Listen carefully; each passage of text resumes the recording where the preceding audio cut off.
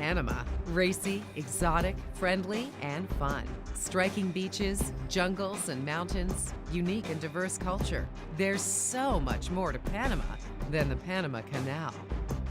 This little piece of tropical heaven, bridging North and South America, is gaining in popularity as a feast for the senses. But did you know that it's also a feast? Panama, good food, good wine, good people. It's the place to be. Yes, Panama is the place for food lovers. And we're going to tell you all about it on 3 Chefs, 1 City.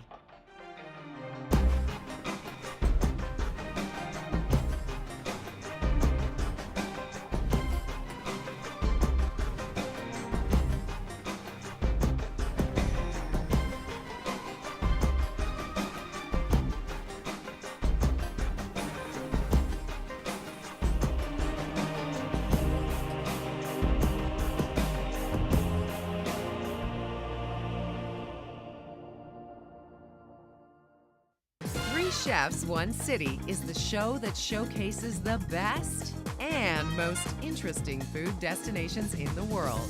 This time we're in Panama, checking out what Panamanian food is and what it's becoming. I am Chef Cuquita. I am Chef Pierre de Llanon. I'm Chef Charlie Collins. This is my Panama. This is my Panama City. This is my Panama. First up, Chef Pierre de Llanon. Chef Pierre de Llanon. Who is he? Chef Cuquita. In Panama, there's only 2 good things to do. Go to the Panama Canal and Tántalo, so you better know who I am.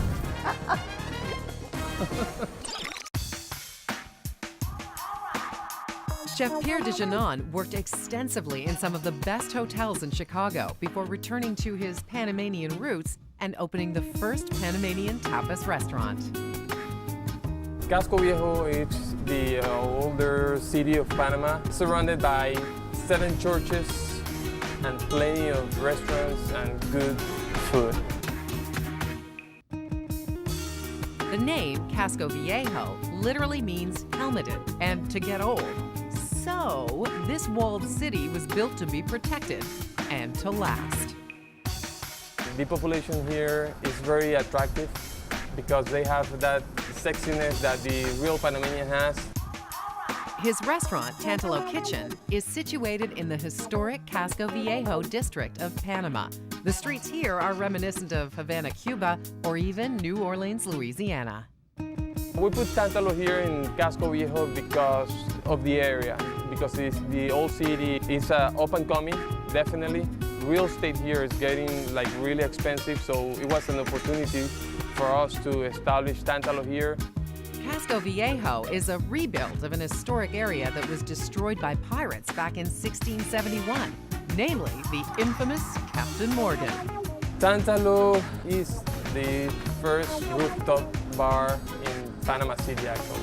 You can see the actual city, you can see the old city of Casco Viejo, you can also see the Cerro Rincon, which is over there with the Panamanian flag, and nobody's going to take that view that we have up here, because nobody can build anything higher than us right now because of the law.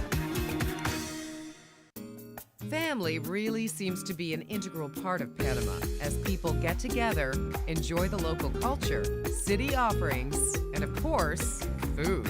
You know, if you're married with children, they gotta support you if this is really your passion. If your passion is to cook, and they gotta support you. And I really, admire my wife and my son because they have sacrificed a lot of time without me.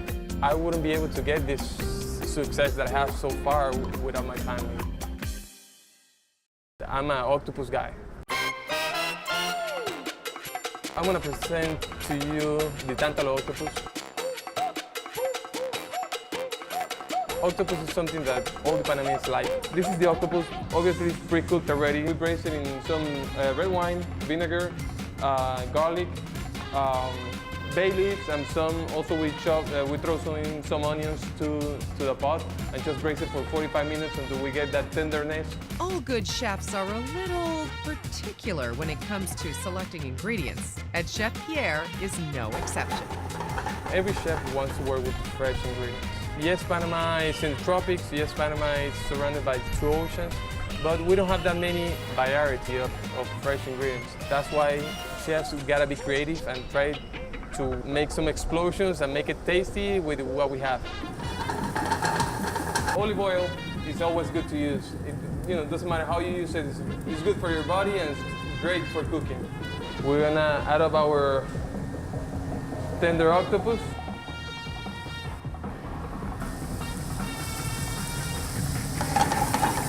When I went to Le Cordon Bleu, what I learned was the why of everything in the kitchen. Why do you have to blanch some asparagus before you're gonna do a banquet? Everything has a why. That's my philosophy in the kitchen with my cooks. We add some coconut milk. This is great consistency, great flavor to the dish. That's where the Caribbean shows up. Perfect. I would say Panamanian cuisine is a mixture between Caribbean and Spanish cuisine. We're just gonna add some cilantro. Cilantro is like our drug. In Panama, cilantro, we eat it, we smoke it, we do everything with it. I have 60 staff members. That's including from kitchen to storeroom, waiters, bartenders, and the whole ball game. Donde Miquel me subieron un pulpo que era al ajillo, pero el ajo estaba quemado. My philosophy is just try to give as much as you can because I do it for Tantalo and I do it for you guys, so you should do it too. So it's lead by example. Every time that you play something, you gotta be like a dumb proof. Like a dumb can carry that plate and it's not gonna, it's not gonna fall apart, Because, there's some waiters that they just grab it and they don't care how they present it and, if that falls apart, it's not gonna be very good.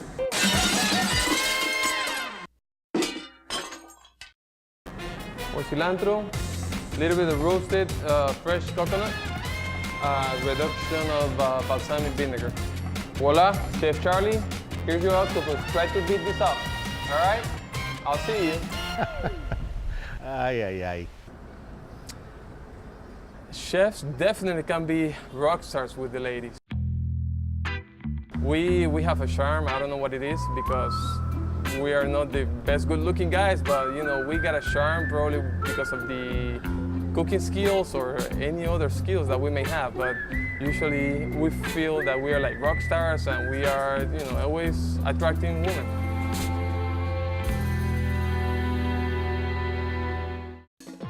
Coming up next, a TV and cookbook star working both ends of the culinary scale. How well does that work out?